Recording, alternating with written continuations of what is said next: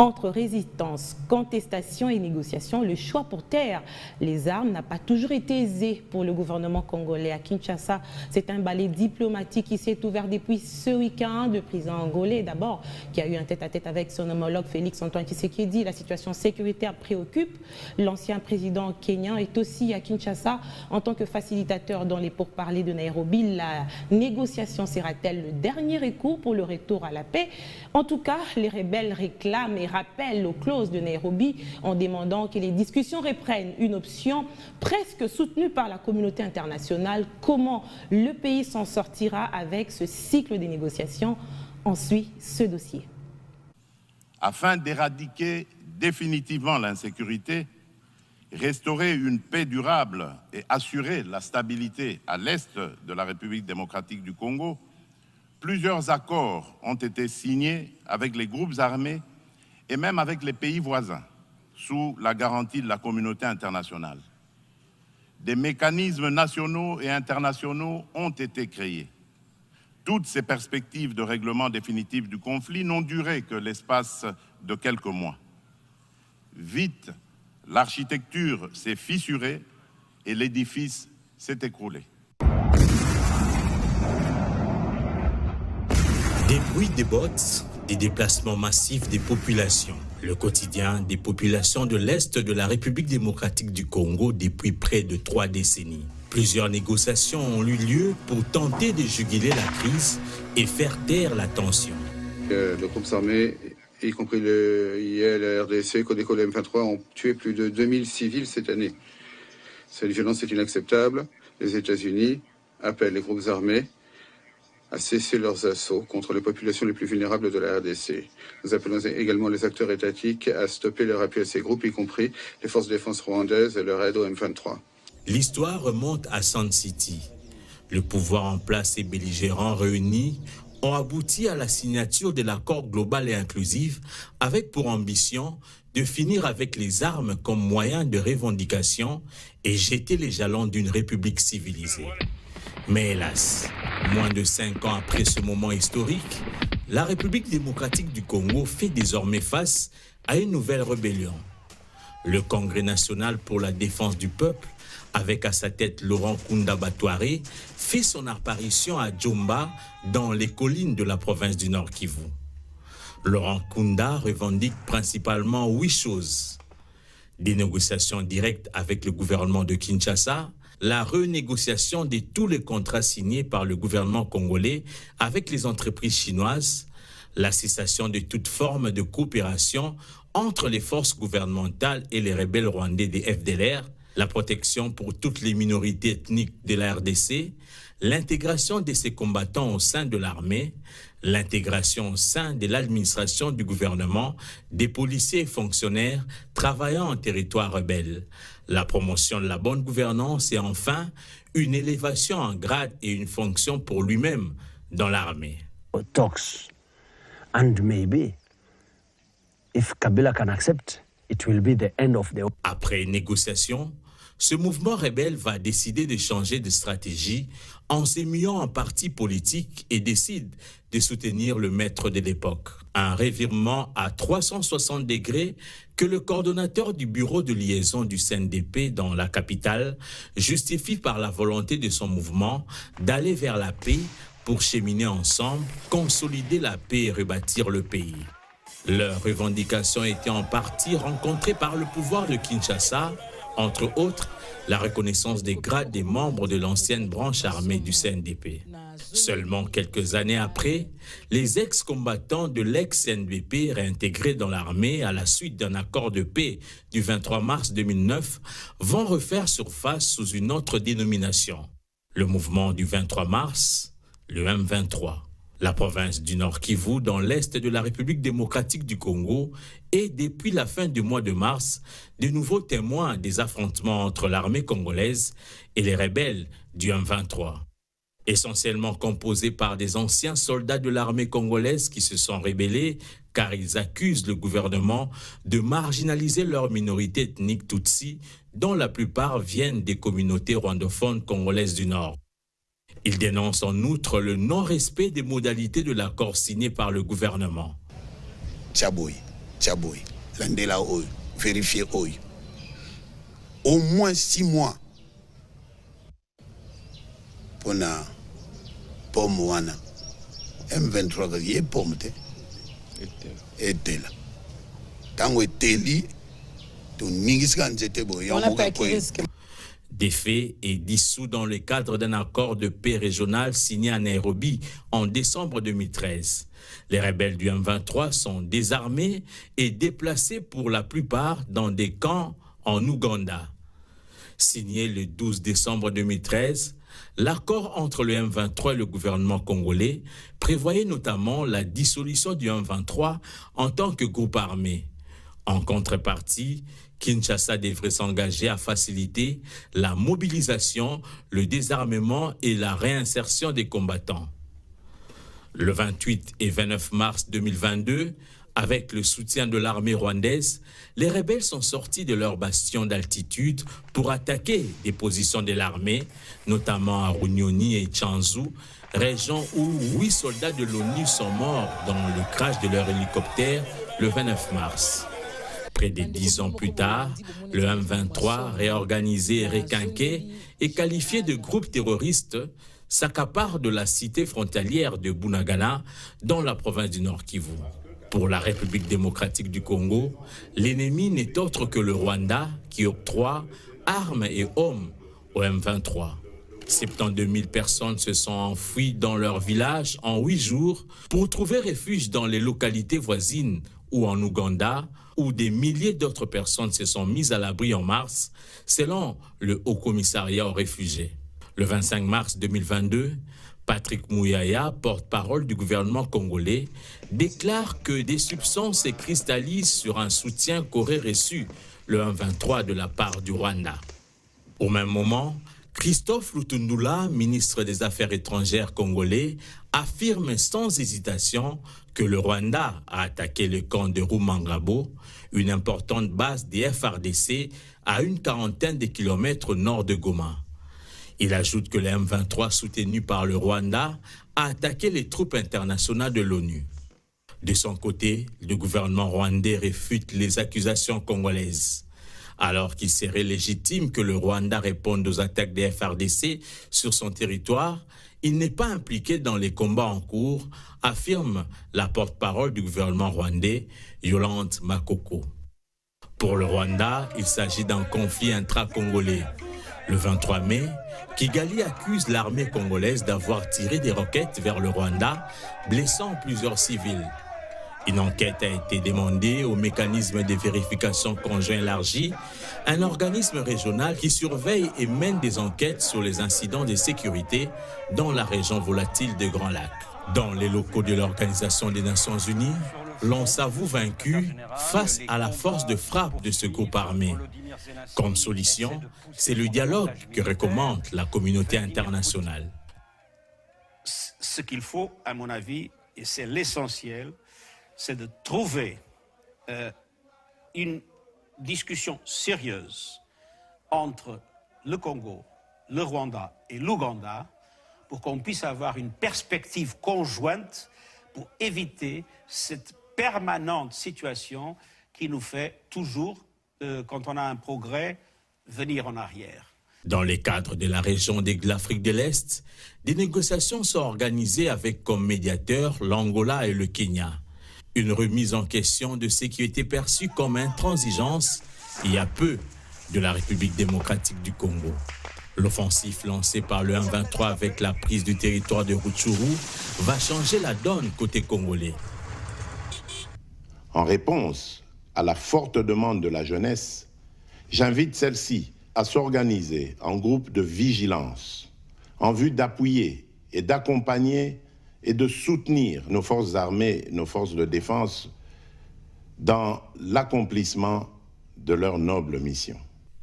L'appel à la mobilisation générale est lancé par le président de la République. Un appel commenté de diverses manières par l'opinion. Si pour la République démocratique du Congo, les négociations n'ont pas produit des fruits escomptés, pour la communauté internationale, l'heure est à la reprise, mieux à la relance du bras diplomatique. Pour enfoncer le clou, l'Assemblée nationale va voter une recommandation interdisant au gouvernement de procéder au mixage, brassage et négociation avec des groupes armés dans le but de les intégrer dans l'armée, la police ou l'administration. Une équation à multiples inconnus quand on sait que ce n'est ni plus ni moins ce que d'habitude demandent les rebelles. Les frappes aériennes des FARDC sur des positions du M23 et ses alliés vont-elles changer le cours de l'histoire? Dans l'opinion, il faut aller jusqu'au bout.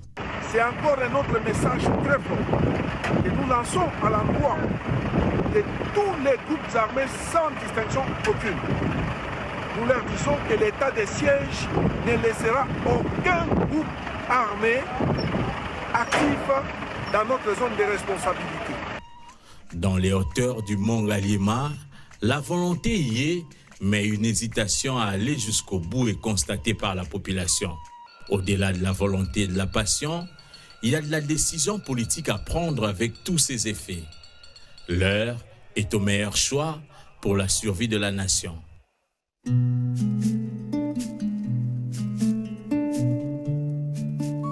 Pour comprendre les divergences entre les deux pays sur la rébellion du M23, il faut aussi remonter au génocide des Tutsis au Rwanda en 1994.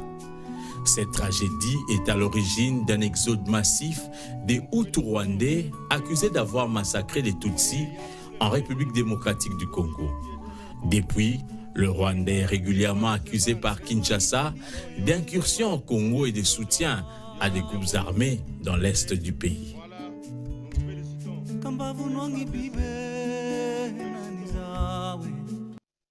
Toute une chronologie des faits sur l'histoire de cette agression dans la partie est de la République démocratique du Congo. Maître Jacquemain Chabani, finalement, c'est le même scénario qui se redessine, le dialogue. Est-ce que cette fois-ci, la République démocratique du Congo va succomber aux sirènes d'appel du M23? Non. Non, je crois que le chef de l'État, le président de la République, Félix Tshisekedi, a été suffisamment clair sur cette question. Son gouvernement aussi l'a soutenu. Notre Parlement, nos représentants du peuple l'ont aussi fortement exprimé. Je crois que c'est une expérience que nous avons vécue à plusieurs reprises, qui permet effectivement à l'ennemi de la République démocratique du Congo, le Rwanda, de nous infiltrer, d'infiltrer nos forces armées, d'infiltrer nos différents services. Mais quels sont les moyens de résistance que nous avons face à une sorte de pression? La communauté internationale a aussi envisagé cette option de dialogue. On voit que la voie diplomatique est finalement réouverte. Les présidents de certains pays sont en République démocratique du Congo. Est-ce que ce n'est pas aussi pour dire à Félix-Antoine Tshisekedi de se mettre autour d'une table, vu le temps qui se rapproche par rapport aux négociations qui doivent se réouvrir à Nairobi? Cette diplomatie est importante, elle a tout son pesant d'or. Il est important que la République démocratique du Congo, qui est un pays à une importance énorme, non seulement dans la sous-région, mais aussi dans le continent, ait ces couloirs ou ces opportunités d'échange avec les différents autres pays qui sont concernés par ce conflit, pour que nous leur donnons notre son de cloche, pour que nous leur donnons, nous partageons avec eux notre opinion. Nous sommes une nation indépendante. Ils viennent peut-être avec cette initiative, le dialogue, nous sommes tous pour, cette initiative de négociation avec un groupe terroriste, parce qu'ils ont un autre son de cloche. Donc il est important, et je crois que le président Félix Tshisekedi... Ils ont toujours été plusieurs fois sur les mêmes tables pour justement parler de cette question. Oui, mais cette fois-ci, on vient avec une nouvelle approche. Le président Félix Tshisekedi a l'avantage d'avoir démontré au monde entier, à la communauté internationale, à l'Union africaine, à tous les 9 pays voisins de la RDC, sa bonne volonté de vivre en paix avec tout le monde. Sa bonne volonté aussi de mettre en place une collaboration et une coopération socio-économique dans la sous-région.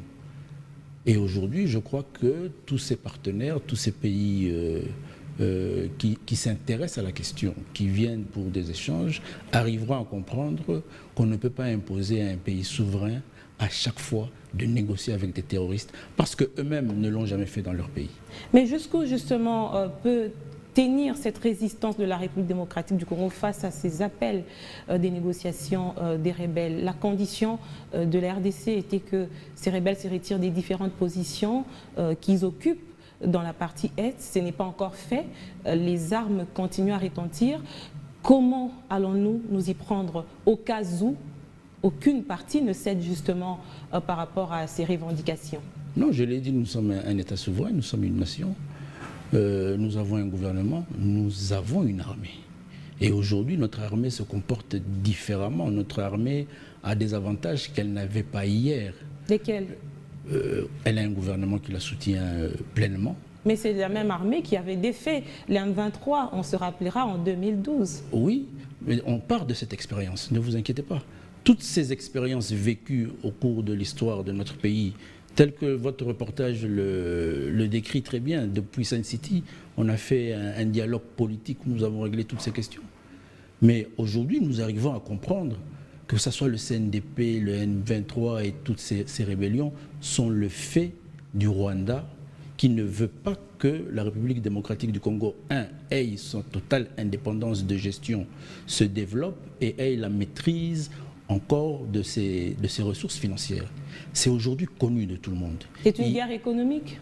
C'est une guerre économique, c'est une guerre de suprématie d'un pays sur un autre. Aujourd'hui, nous avons une armée qui a le soutien total, non seulement de son gouvernement, mais de sa population. Ça a toujours été le cas. Ça n'a pas toujours été le cas. Si. Nous avons eu le malheur, par exemple, à une certaine période, d'accepter de dialoguer. Il faut savoir que le dialogue avec le CNDP a coûté très cher au régime de Joseph Kabila. Il s'est retrouvé avec toute la nation, tout le peuple, toutes les populations de l'Est du Kivu contre lui parce que c'était un acte qui avait été considéré comme un acte de traîtrise. Sur base de quoi? Ce qui n'est pas le cas aujourd'hui. Sur base de quoi? Parce qu'il y a eu la réintégration dans nos forces armées, dans nos services de sécurité, de ces rebelles qui étaient déjà indexés par les populations pour tous les crimes au prix de la paix qu'on n'avait jamais connue.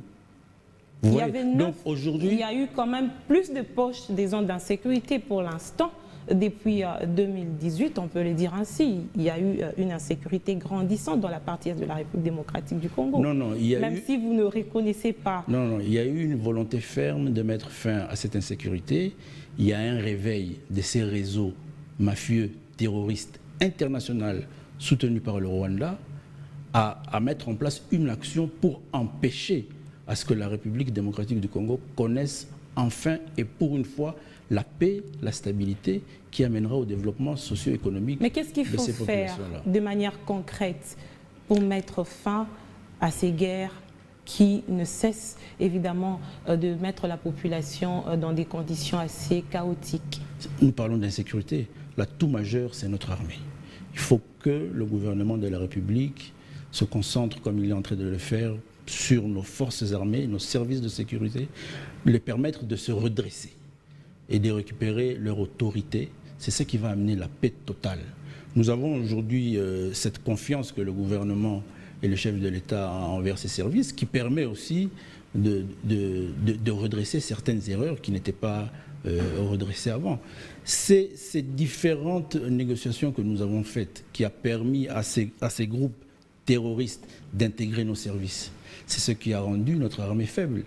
Aujourd'hui, nous disons non, nous voulons redresser notre armée. C'est comme ça que vous constatez que nous arrivons à récupérer. Sur le terrain, vous avez des bonnes nouvelles? Les nouvelles sont bonnes. C'est un désastre qui date de plus de 20 ans. Il ne faut pas vous imaginer que nous allons le résoudre en un clin d'œil. Encore que nous sommes tous en train de constater qu'il y a quand même un conglomérat international qui se mobilise sur cette question pour avoir la même mise sur les richesses du Congo. Mais qu'est-ce que la RDC? Je reviens sur ma question. Qu'est-ce que la RDC a pour tenir face à cette pression internationale? La RDC est un État, est une nation, elle a un peuple, elle a une armée. Elle a aujourd'hui un chef d'État qui a cette volonté ferme de vouloir résoudre cette question. Et rassurez-vous que ce sera résolu avec nos forces armées. L'on espère bien. On passe à notre deuxième dossier du jour.